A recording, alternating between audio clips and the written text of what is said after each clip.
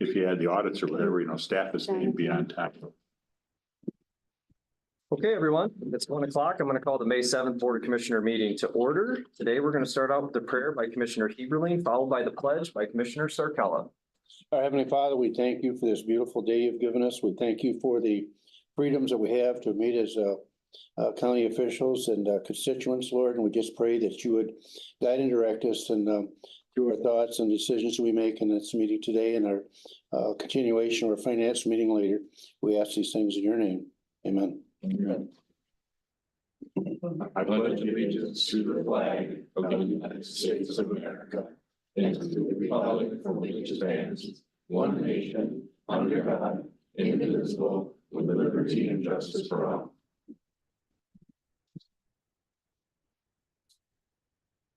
Thank you, everyone. Leslie, roll call, please. District 1 Chairman John Black. Present. District 2 Commissioner Roger Ballard. Present. District 3 Commissioner Gary Heberling. Here. District 4 Commissioner Bill Sarkella. Here. District 5 Commissioner Christine Lee. Here. District 6 Commissioner Evans Ehart. Here. District 7 Commissioner John Moody. Here. Thank you, Leslie. There are no additions or deletions to today's agenda. I'll entertain a motion to approve the agenda as presented. So moved. Support. I have a motion from Commissioner Ballard, supported by Commissioner Heberling to adopt the agenda as presented. All those in favor signal by saying aye. Aye. Opposed?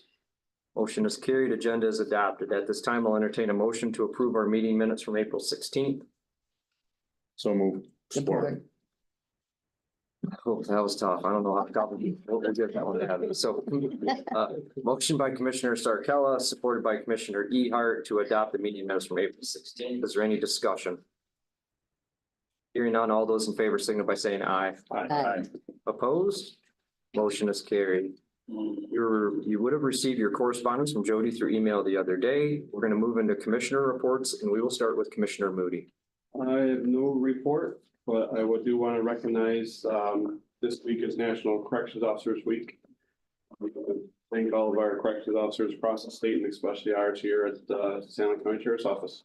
Very good. Well said, John. Thank you. I made it to Lexington Council last Monday.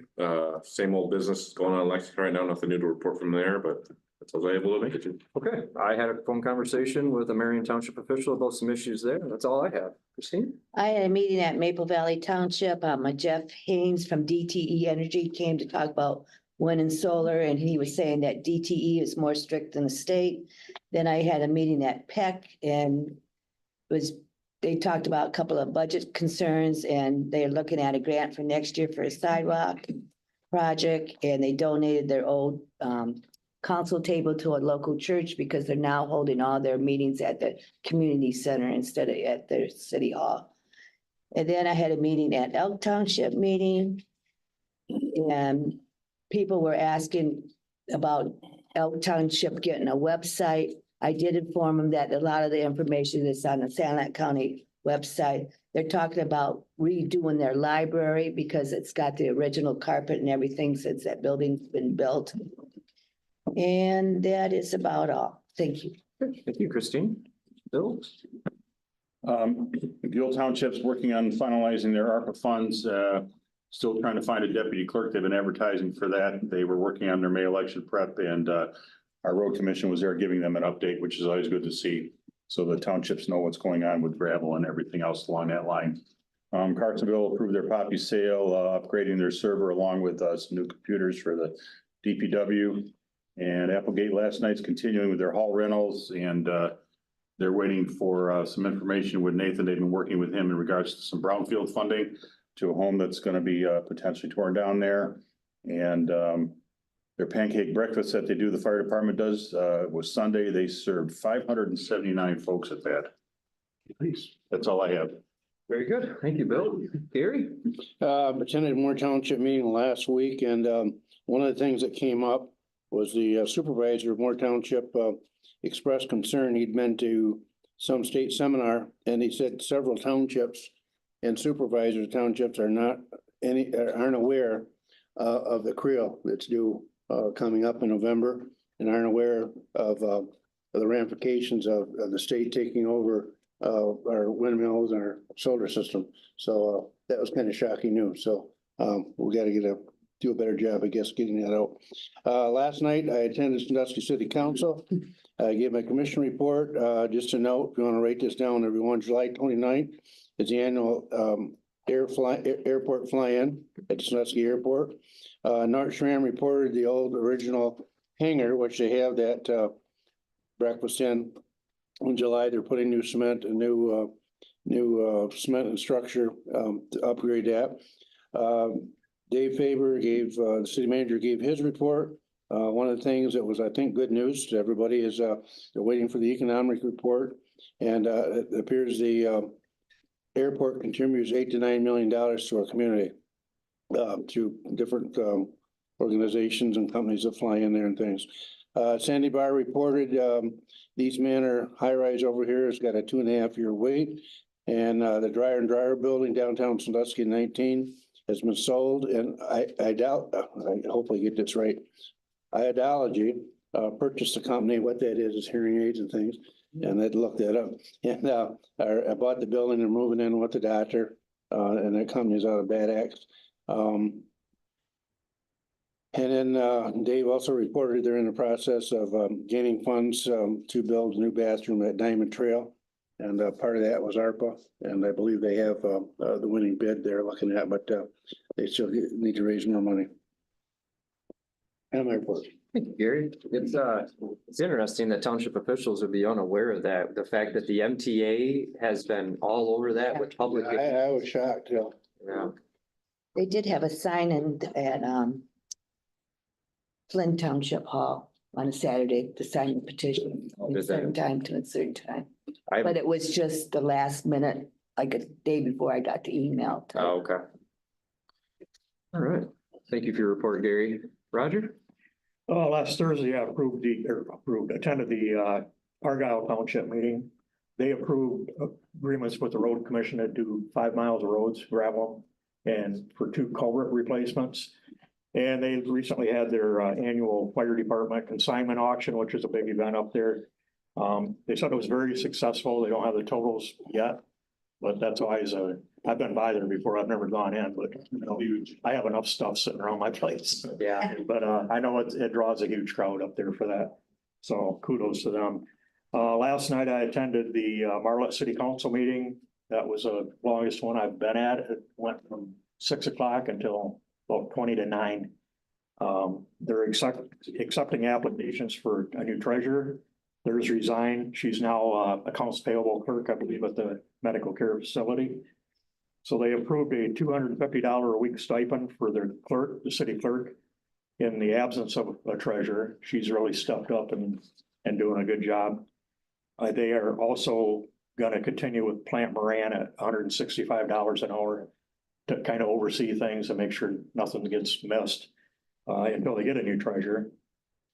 They tabled their third quarter budget amendments due to lack of information. They also tabled the wastewater treatment plant agreement. There's a few questions that have not been answered yet. And they tabled an agreement with for sewer with McDonald Chevrolet. Before they keep connecting people from the township into the city's infrastructure, they want to kind of review how they're charging and that it's not costing the taxpayers more than what the gain is from just fees. So we'll see how that goes. They approved $2,500 in ARPA funds for the Historical Society for maintenance on the train depot. Years ago, they got a grant and restored that building. And if you're ever in Marlette, it's worth stopping if they're open, usually Sundays. They did a beautiful job on that building, but it's in need of a paint job and some issues with the cedar roof and whatnot. So that'll help them. Then a long discussion on opting into marijuana commercial grows and dispensaries. Couple of the council members, and it will bring in a lot of revenue, but not sure at what price. I live north of where this one potential grow could be, commercial grow. We already get odor from down at Pronto and I'm 6 blocks from there. I'm not a big fan. So we'll see how that goes. And they had discussion on changes to the noise ordinance. I knew I shouldn't have given the chief of police a schedule to my events. That's all I have. Thank you, Roger. Yep. Appreciate everyone's commissioner. John, I want to make a correction. That fly-in breakfast at the airport is June 29th. I think I said July 29th, so Yep. it'd probably be a day, about a month late. You'd be buying I'm breakfast. Breakfast. Do you have a time? Their time? I think they start at 7 o'clock in the morning. Okay. All right, that will conclude commissioner reports. Nathan, your administrator report, please. Thank you. So last week was an eventful week. I started the week down in Lansing. I was at the MAC Legislative Conference, was able to network with some folks down there. Continue to hear about some of the initiatives that MAC is working on throughout the state. And then we ended the week here. We had a power outage here that I let you guys know. It sounds like that was due to some construction, obviously, that was taking place. So that shortened our Friday a great deal here. It became so, the generator does not power the whole building, so it was such that no work could really be done at that point. So it was dark. There was no computer usage. The network was down, so that limited everything. So at that point, there was nothing to do but go home when we found out the restoration time wasn't going to be until the afternoon.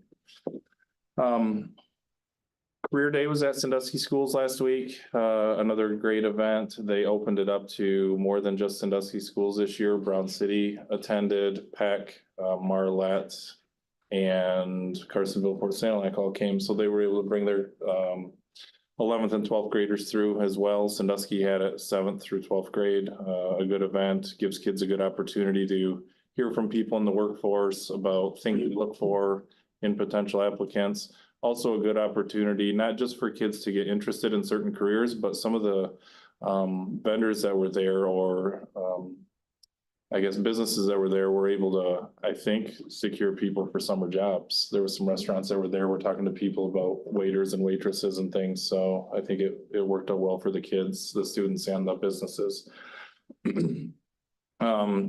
2 grants that have come through to the county. One has been a lot of work that's been done by our shared EDC director with Huron County. Samantha has worked on securing funds through the state land bank that are going to be awarded to our land bank to clean up some blighted properties. So we've got the 2 properties in Sandusky that are in the alley behind the brewery, that those will be able to be demoed. And then we've got a property over in Lexington and a property in Applegate that will all be blighted properties that will be able to be demoed through this grant. So a huge thanks goes out to the EDC office and their work.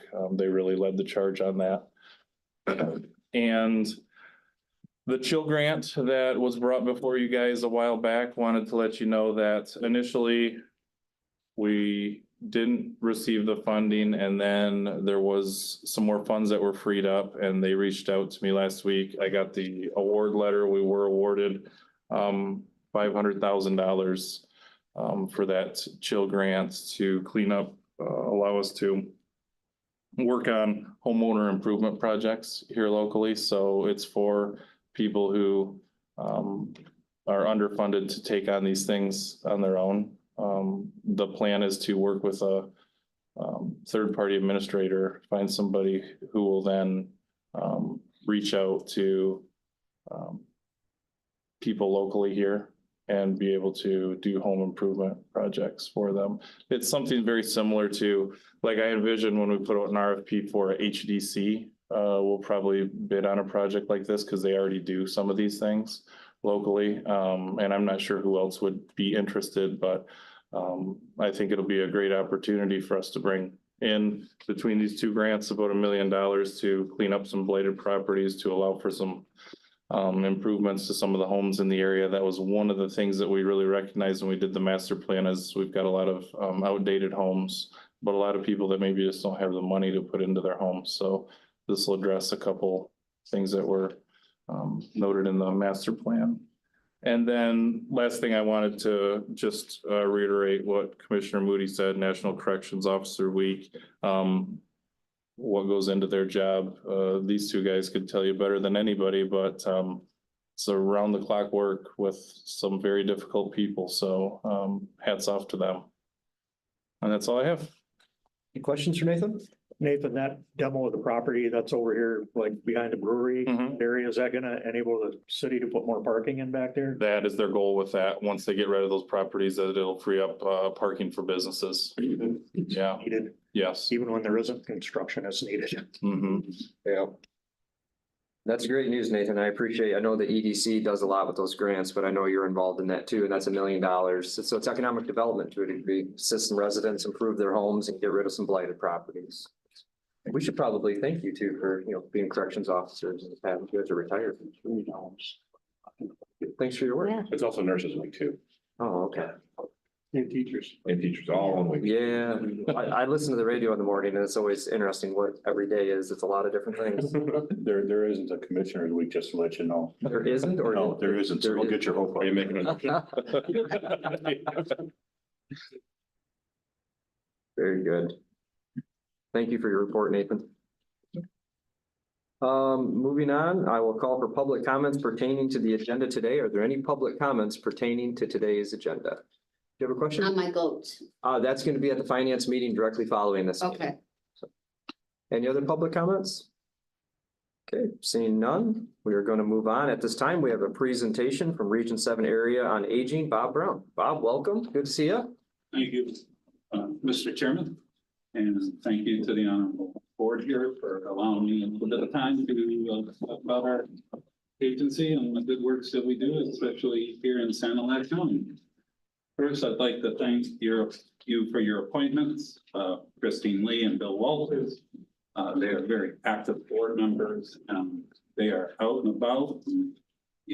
Bill is constantly advocating in Lansing, and Christine is constantly looking after PACE clients and many, many other things. So we appreciate that. And anyways, Bob Brown, Executive Director, Region 7 Area Agency on Aging. I get asked a lot what an area agency on aging is. And we're the agency behind the scenes that support your local programs, such as HDM, home delivered meals, in-home care for seniors, working with HDC. So that's who we are. We subsidize many programs. We also provide technical assistance, and we help the local communities, guide them with technical assistance through all the landmines that the feds and the state have set up for all of us. So anyways, with that, almost 50 years ago, 10 counties and one city got together and formed this agency because they said they could do it better than the state. Most counties couldn't do an area agency on their own due to the demographic requirements. And a lot of counties say, well, why ask the state, why don't you just send us the money directly? Well, we're operating somewhere between 5 and 10% admin, closer to the 5% on most occasions for the money that we're talking about in regards to the counties. The state could charge up to 15%, and I'm sure they would go to the max.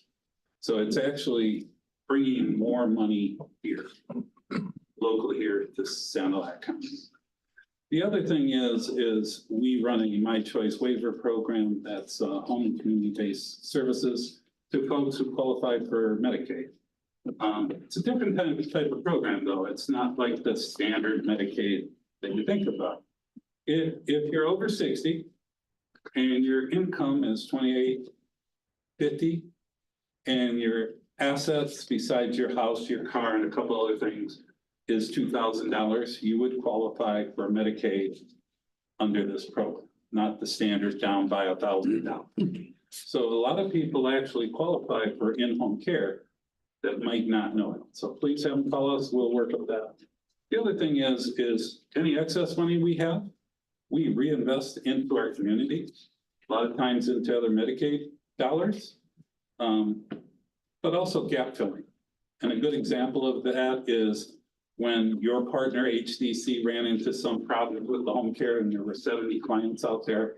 And we were all worried about them not having their services for a period of time.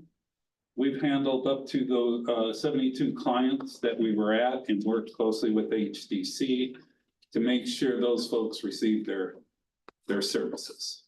So we took a hit in our bottom line, we'll readjust and get it, but that's one of the things that caused a hit in our bottom line.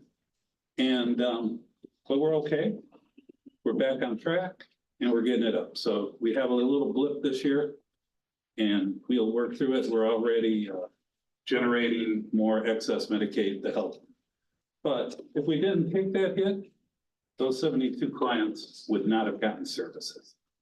That's why you have us, because the smaller community-based organizations don't have the fund balance and the risk pool to smooth those big bumps out where we do. The other part is the 10 counties in the city govern us.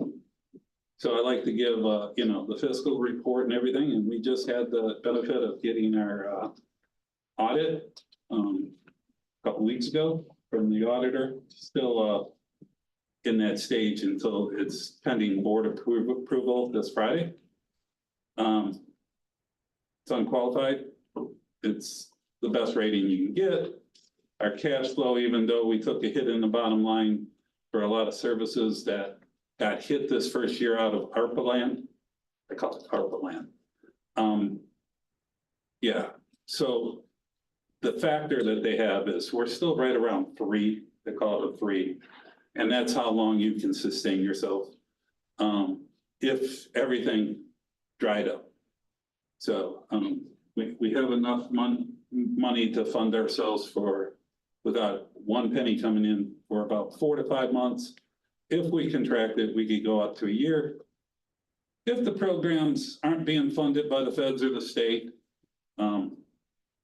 we're not a foundation. We run programs that they want us to run. We have that pool of resources to smooth it out, keep it going, and take these gaps like we just seen. We were out without Older Americans Act funding for 2 to 3 months. Nobody's seen any cutbacks. The seniors all got their services while we went through that period. The other part is, why invest in us? I always like to show you this table. It's in your blue packet. I'll step you through it a little bit. First, I want to go to the bottom. That's a unique way, instead of starting from the top. It's like to go to the bottom where county dues are, $2,911. By the way, you'll be getting a letter from us soon. We hope you'll approve it and send us. It changed a little bit because when we now got updated by the state, they finally got around to approving 2020 census. Few years, 4 years late. But there might be a little adjustment, but it's going to still be, pretty close to a couple $1,000s. If you look at the number above you, that's how many dollars we spend in Sanilac County. So you'll see a number under there. If you look at it on a return on investment basis, that's 36,000% almost. 360 times more money you get in services. The quick thing is we break out what we pay directly to the counties. And that number, you'll see at the bottom. So that's either to you and or HDC as your partner to deliver a lot of acting on behalf of your council on aging. We're good, we're healthy. We got $10 million in cash to get through these bad times and this super inflation. I do want to say that the state's 2 years behind in their actuary. That's the other thing we have to deal with. So when it came to waiver and we had this, somebody give me a number on this inflation number, but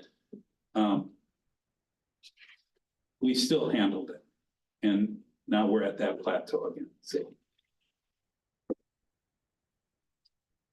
Very good.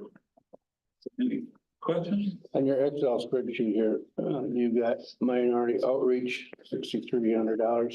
What's that consist of? What's that mean? That's getting out there, telling people about our programs, letting them know we're out here, telling them about PACE, brochures, everything else. Okay, so it's So not there's a certain- actually giving money to a minority. It's advertisement. There is a minority program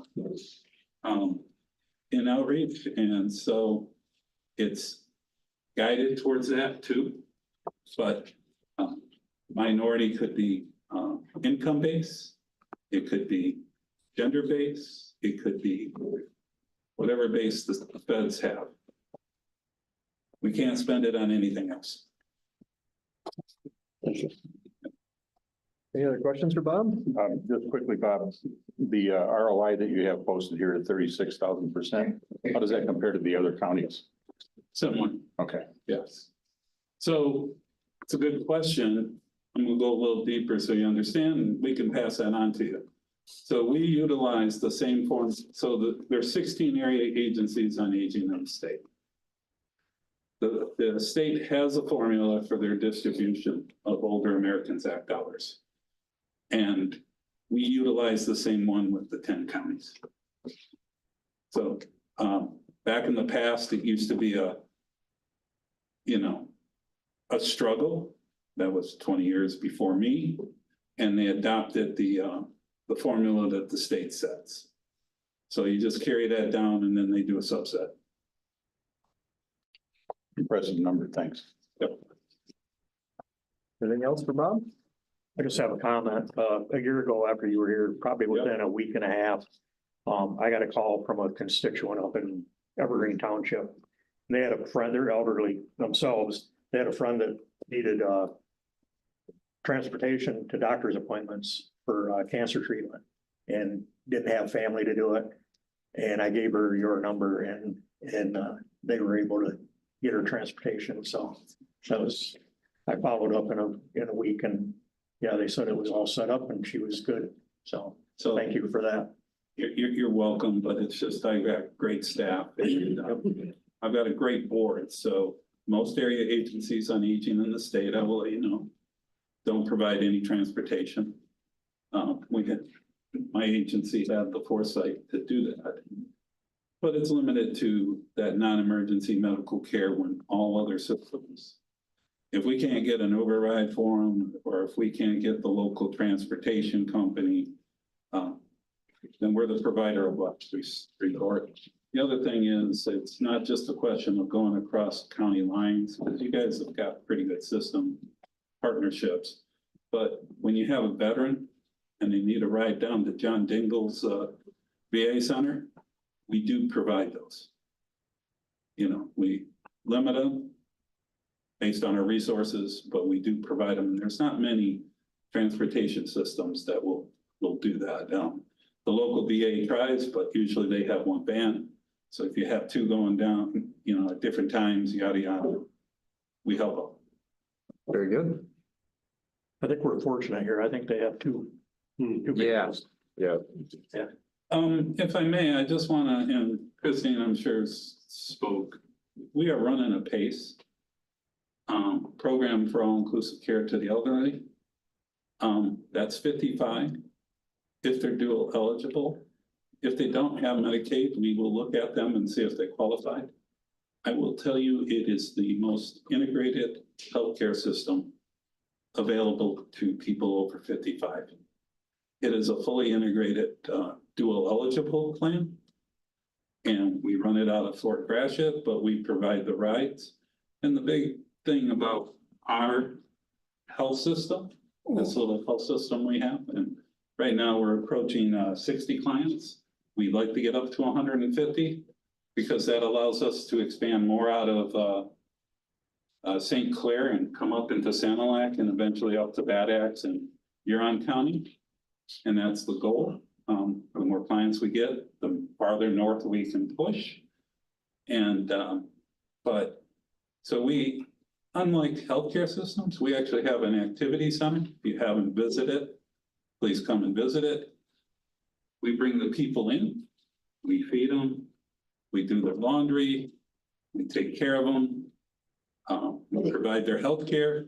They see the doctor, they see the the dentist, they see the foot doctor, they see while they're there, and I'm on the patient advocate board that once a month, we bring them all into a room, we ask them what you like about what's going on, what do you want to see difference, what problems are you having, how can we correct it? And the one biggest problem was the food was a little too spicy, but then we were only meeting once every 3 months. Now we're meeting once a month. So those problems have gone away. And they didn't like the one dentist. We switched providers. Now they really love the dentist and just different things. And we ask them what kind of activities they would like to do. And they had their Cinco de Mayo party. They're going to the park for a picnic one day. They have just different, they're going to the Capitol Day at Lansing for the PACE. So We take care of the clients. And in doing so, we actually take care of the caregivers. So I know I'm taking care of my 95-year-old mom and the stress and everything and scheduling all that. She doesn't qualify for a PACE, but if you have a loved one that does, and we have these people that still want to manage the healthcare, the kids want to manage the healthcare too. And so we have the waiver program to help in the home a little bit more for you to do that. We got 2 great programs running here in Sanilac County. And I gotta say, please evaluate yourself. Please get the word out because you're one of my most underutilized counties. I am reaching out to you. I'm begging you. If you know somebody, get them to us. We don't make any money. It's not about that. We just want to take care of these people and we want to raise our census in Sanilac. I will tell you, Saginaw, Bay, and those other counties, they're really, they have good outreach programs and refer a lot of people to us. And we look forward to you guys giving us referrals. If your transportation system's giving a ride to somebody, refer them to us, I don't know how we do that part, but we should have hundreds of clients from Sanilac County serving based on the numbers. So if you know somebody, a lot of times we don't think, it's, how do I do? The comparison in urban areas, you see the difference, this person's poor and this one's not. In rural areas, it's less noticeable because people get by, the person's living in the family farm and getting support, but, they're gonna eventually end up in a nursing home, and that's what we don't want. If they go from that point to a nursing home, and if you look, people have quality of life twice as long as if they take the path and stay isolated and try to make it on their own versus having some supports in place. They go right from the home to a nursing home versus this transition period. And you double it. And by the way, and Christine can attest to this, their quality of life once they come to PACE or they get into waiver doubles. Yeah. Doubles. So again, I invite you to come down and see the interaction in that. Because you'll be begging for us to take your mom or dad. And I'm willing to set up an appointment to go with anybody that wants to go. Thank you for your time. I know it's most valuable, but this is the only advertising we get to do independent of those outreach dollars that I'm directed to do in a very specific way. I appreciate the time. Very good. It's good seeing you, Bob. Thank you.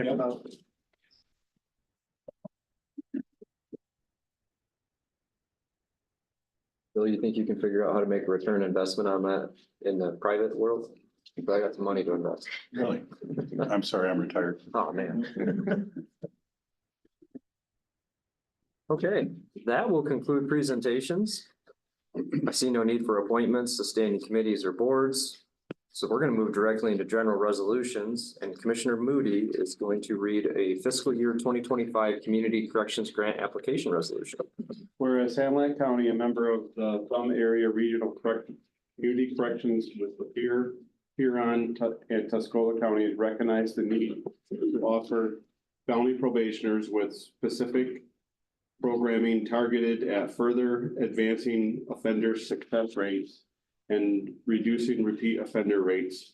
Whereas the fiscal 2025 Community Corrections Grant application written on behalf of the Thumb Area Regional Community Corrections will provide a funding source to incorporate such programming and administrative oversight in Sanilac County. Therefore, let it be resolved that the Sanilac County Board of Commissioners hereby approve Sanilac County's participation in the Thumb Area Regional Community Corrections Fiscal Year 2025 Community Corrections Grant application for the period of 10/1 of 24 through 9/30 of 25.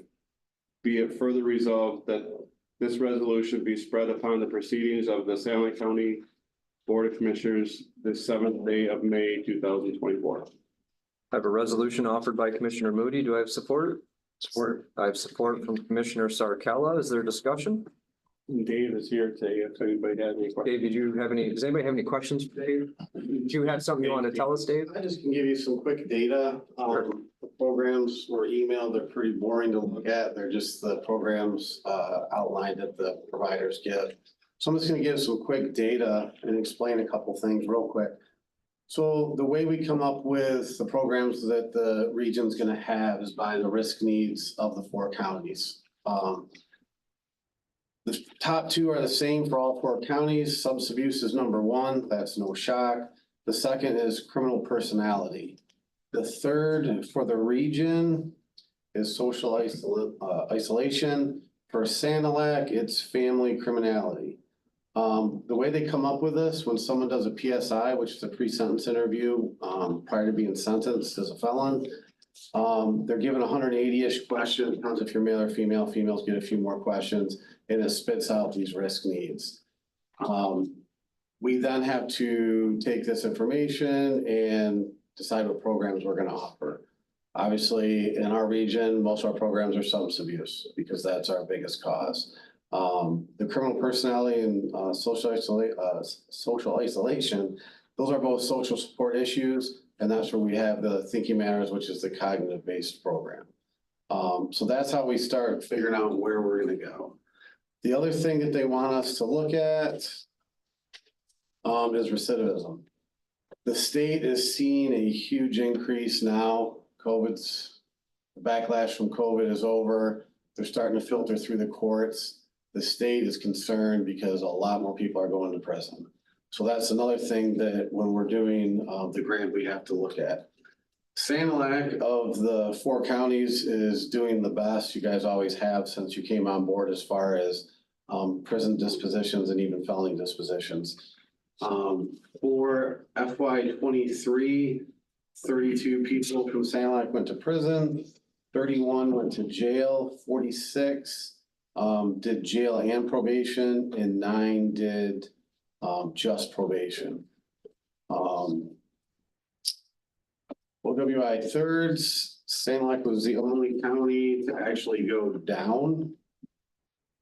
The rest went up. Where did that at?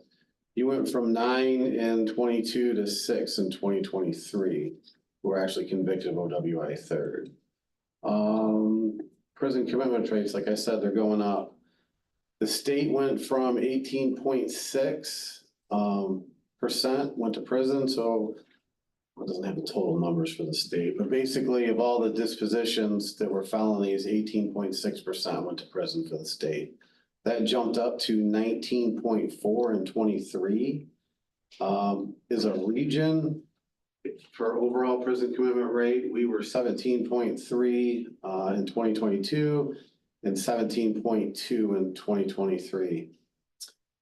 Looking at the region, even though it's 4 counties, our numbers are so low. You can't really look at the percentage, because if you send 4 less to prison, the percentage changes quite a bit. What else did I want to let you all know? Recidivism rates, that's the other thing they look at, and that's one of our performance, key performance measures the state wants us to look at, which is if someone successfully completed one of our programs, we look at them for an entire year. That entire year, we see if they picked up a new offense or they got a technical probation violation. For Sanilac County, again, you guys do really good. 7 people out of the total of 118 dispositions picked up a new sentence while on probation and went to prison. Only 3 of those were a technical violation and went to prison. For those that don't know what a technical violation is, technical violation when you're on probation, it's not a law. So if you did it, it wouldn't be anything. It's because it's a condition of their probation, they violated it, it was a technical violation, they went to prison. Does that make sense? Clear as mud. So that's the data I want to tell you about the recidivism and actually how we come up with what programs we're going to do. As far as a budget amount, we are asking for more this year. Total programming amount is $286,580. The total for the grant, including admin, is $390,346. The last thing I want to say, and I will be reaching out to some people in the county. I did finally get the pretrial program going in Lapeer County. It took a lot longer than I wanted it to. It should have started in October. It didn't start until the last 2 days of January. What I've learned, it's time. It takes a lot of time to do it. The good thing is the people, again, I've said this before, the people that want help, it gives you the opportunity to help them right away. Typically, community corrections, as he read the resolution, it's sentence felons on probation. That's our target. That's who I can provide programming for. One of the loopholes is if you have pretrial services going and they meet the qualifications of eligibility, I can put them in substance abuse programs while they're waiting or they're navigating the court system. What I've seen in Lapeer, again, the people that want help, I've been able to get them in programming sooner rather than later. And that does 2 things. One, gets them from picking up another charge. I'm gonna use OWI thirds. Way too often that person, if it's an OWI third, they need help. They may have a drinking problem, that's the help they need, or they might have something else that's causing them to drink. Either way, they need help. Instead of waiting for them to get sentenced, they pick another OWI third up. We can get them in programming prior to sentencing. Again, if they want help, I gotta stress that if they don't want help, let's be honest, it's not gonna help them. I've already had 3 people in this short time. So like I said, I started in January, we're only in May. I've had 3 people graduate the drunk driving program, intensive outpatient, we call it, prior to sentencing.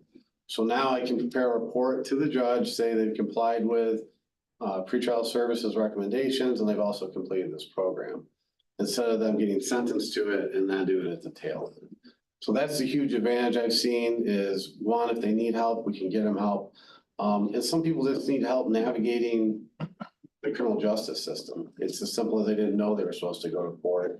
So they missed their court date, you know, especially if you got a court appointed attorney. Let's be honest, you're getting what you pay for. They might not be, you know, sending letters and 10 phone calls to tell you to show up to court. And that's what pretrial services comes in. Now that I got it going, my plan is for the other 3 counties for fiscal year 26. If the county is interested in it, is have that person come down, see how it works, and then talk about funding. Funding, it's funded by caseload. So that's the other thing you have to look at. Do you have a person that can add it to what they're doing already? Funding a full person in a small county, probably not going to happen because again, you had 118 felony dispositions. That means you probably, pretrial service for that year, you'd have done 100 and let's say 30, 40 risk assessments, because sometimes things start as a felony and they get dropped back down to a misdemeanor. But again, I want to offer it to all the counties if they want to take part in it. Way before I start writing the grant, and make sure all the counties have had a chance to come down, see how we do it and see if they're interested, and then talk numbers with the powers that be, administration, whoever it is. So again, the best thing I like is the meth, fentanyl, the heroin. We've got the opiate specific program, opiate meth specific program, and TRICAP. Again, we can get them to that instead of 8 months down the road when they finally get sentenced. So, any questions? That's what I like. I appreciate you being here. Give us an Always update. enjoy to come up here. Appreciate what you do. Thank you. Yeah, absolutely. Everybody be safe. Thank you. Okay, I have a resolution offered by Commissioner Moody with support. Is there any further discussion related to the matter? Hearing none. Leslie, roll call, please. Commissioner Moody, Yes. Commissioner Sarcella, Yes. Commissioner Ehart, Yes. Commissioner Lee, Yes. Commissioner Ballard, Yes. Commissioner Black, Yes, and Commissioner Heberly. Yes. resolution is adopted. Thank you, Leslie. You're welcome. Okay, that will bring us into committee reports. We'll start with Commissioner Ballard. Oh, I sat in on a recycle meeting here on April 23rd. They were discussing glass recycling.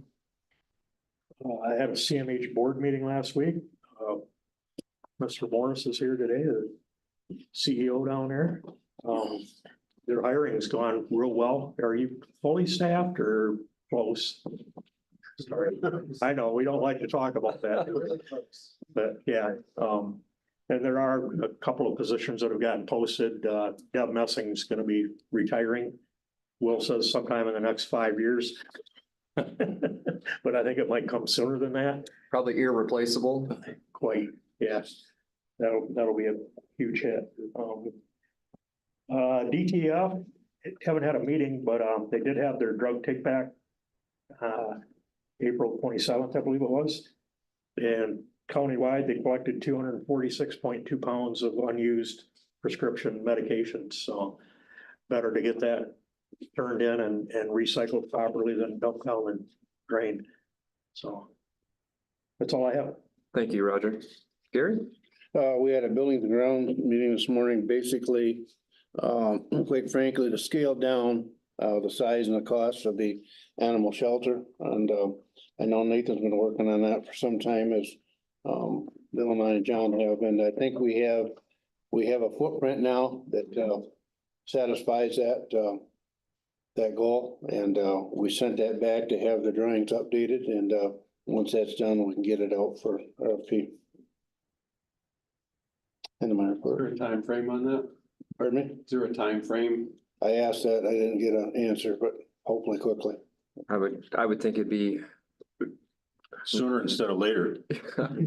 I would think 30 to 60 days, you know, and then we can, hopefully we'll have to put out the RFP process for the building itself and then get through a contractor selection. Hopefully have somebody selected before the end of the year, basically, is kind of where I'm feeling we're gonna land, so. Yeah, that would be great. Yes, it would. We'll have to throw a party when we get that all done. It's been a long road. Very long. I'm done, Bill. Okay. Board of Public Works met, we ratified our bylaws, so those are all updated now. No projects going on there. Sand Lake Transportation's had a couple buses come in. Still considering vans, looking with MDOT and what kind of money they're gonna be providing. Their audit was completed. And we have Transit Caucus that Greg Alexander's on board with, so we're trying to keep some things moving there so we can continue to secure funding. Landfill recycling, as Roger mentioned, we had a presentation on a glass grinding machine, which I think we're gonna be looking at possibly trying to get some grants and put us in a position at some point to be able to recycle glass. Okay. Their household waste collection is gonna be on September 10th from 2 to 6 p.m. at the fairgrounds. And we're looking for volunteers for that as well to help with everything coming through. And we also approved having the building painted. So all that's going to be done inside, and it'll be updated and moving forward with some fixing up of that property as well. And then I sat in on a Lake Huron Fisheries workshop through MSUC grant. That was just discussion on what's going on with the fish population, focusing mostly on Lake Huron. A lot of interesting things that go on with the different surveys they do on predator fish and the plantings and so forth. And I mean, all of that is really good for our economic take here in San Juan County and the money that the fishermen put back into the community and the recreation that provides. That's all I have. Thank you, Bill. Christine? They had the Dare Track meet last Thursday in Brown City. Prosecuting attorney Brenda Sanford, Sheriff Risch, and Jim Johnson from the Drug Task Force did put up on a little program. Dan Dean, again, he clerked the meet and he set the meet all up. And we had a lot of nice law enforcement officers there that helped set the hurdles on the track, and the weather was very nice. Thank you, Christine. As Gary mentioned, we had buildings and grounds this morning. We're moving that topic forward. The planning commission met 2 weeks ago. I think Gary, you and I, we had a discussion in that meeting about, because there's this discussion about the CREO, the Compatible Renewable Energy Ordinance. Nathan got some good information out of your trip to Lansing, kind of networking. Matter of fact, Nathan, could you share with everyone what Dr. Sarah Mills had to tell you? Yeah, so in the meeting, it was quite interesting. She talked about CREOs and one of the big questions since this all developed was how, they said any kind of level of government this touches should enact a CREO. Well, we don't do county zoning here in San Luis County, and a lot of counties don't. So really, the confusion was, if it's township zoning, do counties need a CREO too? Her take on it at this point is that you do not, as a county, need a CREO if you have township zoning. That's up to the townships. The other thing she talked about was, initially there was concern that everybody would want to run to the Michigan Public Service Commission and just bypass the locals. She said there is a lot of concern, she thinks, amongst the companies of things might be overly complicated if you go to the Public Service Commission in some ways. And if townships can create what she calls a workable, incompatible ordinance that is somewhat workable as the companies come through and want to look at a potential development, they might be more willing to work with the townships than to want to take that to the Public Service Commission. So she strongly encouraged, she said, if you merely as a township create the CREO that mimics the rules of the Public Service Commission, she feels that's the easiest path for developers, because then the door's wide open. They don't have to go to the state. They come to you. The rules, the setbacks, the sound, all those things are based on state rules. It makes it very easy. She is strongly encouraging people to look at securing an attorney, because she said, once you have to start working on these, all the attorneys are going to be very busy. So she says townships need to get with, if they don't have one, an attorney who will assist them in this and look at a workable, incompatible ordinance, she said, but something that would potentially fit their needs. And that's kind of aligns with an idea that I had when this thing got started is that the Michigan Public Service Commission can certainly override at this point. That's assuming that this petition drive to get this on the ballot for the people to vote on in November fails. And the developer is going to run into those complications that go into the state. And then there's also the idea of, if DTE comes to your town and wants to develop in your community, DTE also provides electricity, right? They're a company here doing work. So are they going to be more likely to work with a local unit of government on different rules that unit wants, as in comparison to, say, I won't peg a particular company, but there's multiple out there that aren't from our area, don't provide electricity here. They're simply a developer. They're here to develop a project.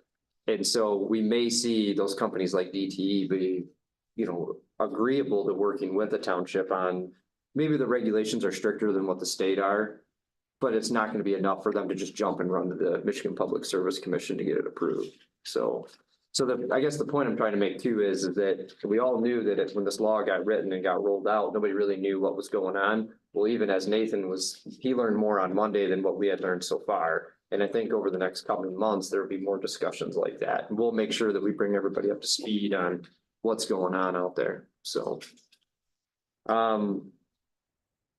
Thank you for adding that stuff in, Nathan, and thank you for attending that conference and being there to, partake in those conversations. That's all I have for committee reports. Evans? I had HBC after our last meeting. I told you guys, but we have a new chair and vice chair that was elected. Ryan Ramsey is the new chair. Dave Eady is the new vice chair. They've been on the board for many years. I have no doubt that they're going to continue the great work that HGC does.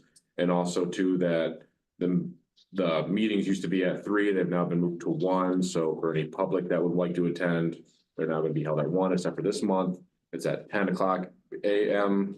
because of award ceremonies that the HTC does, but everything else will be at 1 from now on in the afternoon. That's it.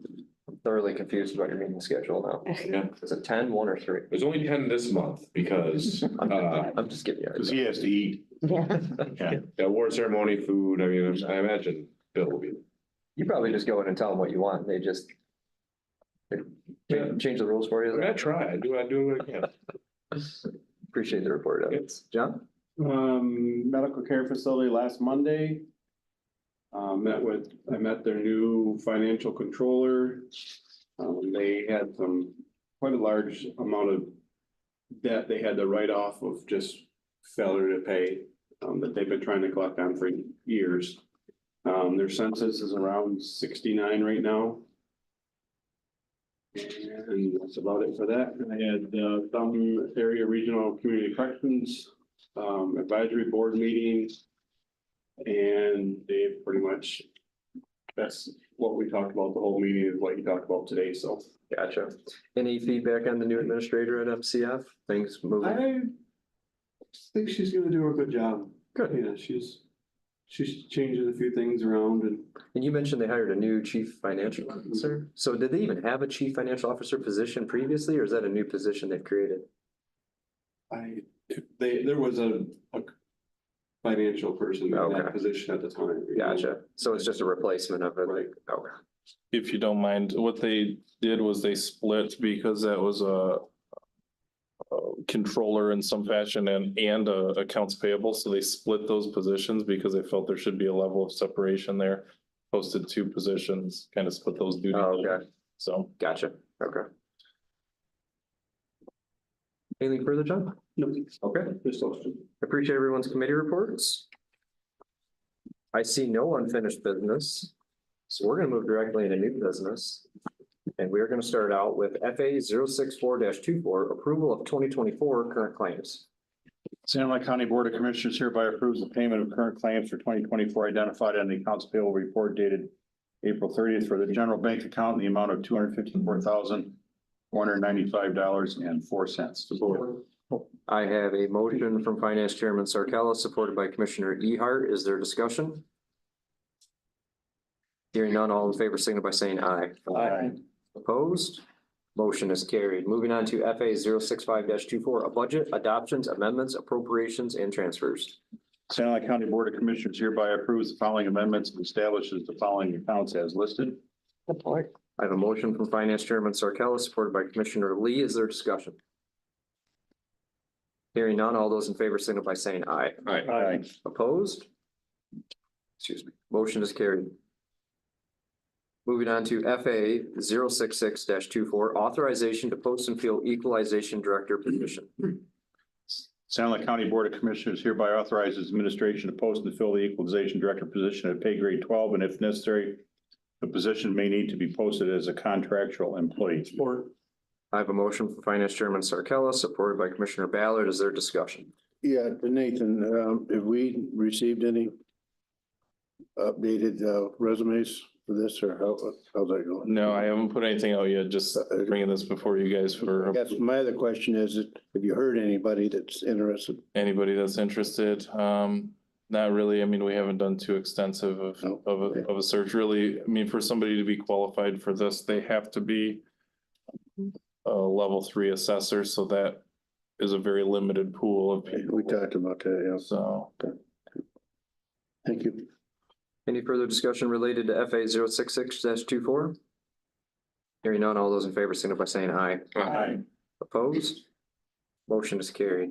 Moving on to FA 067-24, authorization of case tracking and case management systems, prosecutor's office.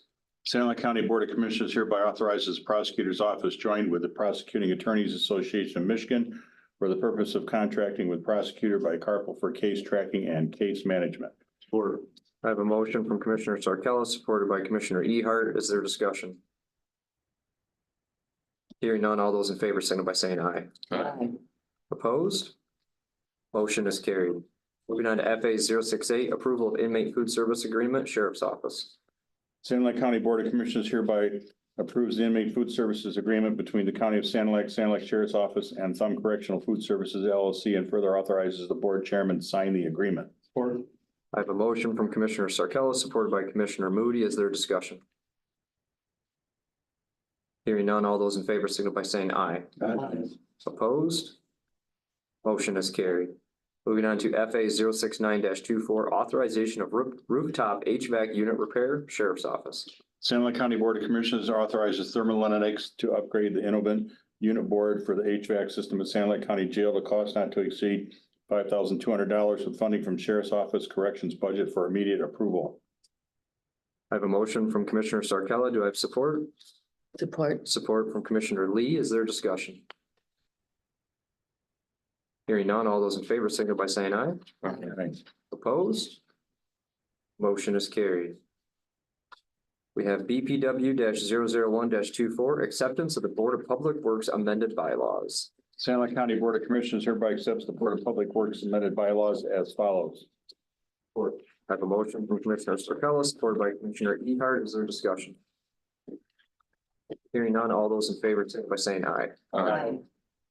Motion is carried. I'm sorry, opposed? Here, motion is carried, sorry. Okay, and NFA 011-24, unfortunately, Jim Johnson, the director, is unavailable, so if it's okay with the board, I would entertain a motion to refer this for 2 weeks to our 21st meeting and provide an opportunity for Jim to come and be here for this. I'll make that. Support. Okay, I have a motion from Commissioner Ballard, supported by Commissioner Huberling, to refer the 2023 Drug Task Force Annual Report to our May 21st BOC meeting. Any discussion? All those in favor signal by saying aye. Aye. Opposed? Motion is carried. That will conclude new business. Are there any general public comments today? That's me. Seeing none, we have no need for closed session or approval of closed session minutes, so I will entertain a motion to adjourn our BOC meeting at 2:02. So moved. I have a motion from Commissioner Sarcella, supported by Commissioner Ehart. To adjourn at 2:02. All in favor, signal by saying aye. Aye. Sure, thank you.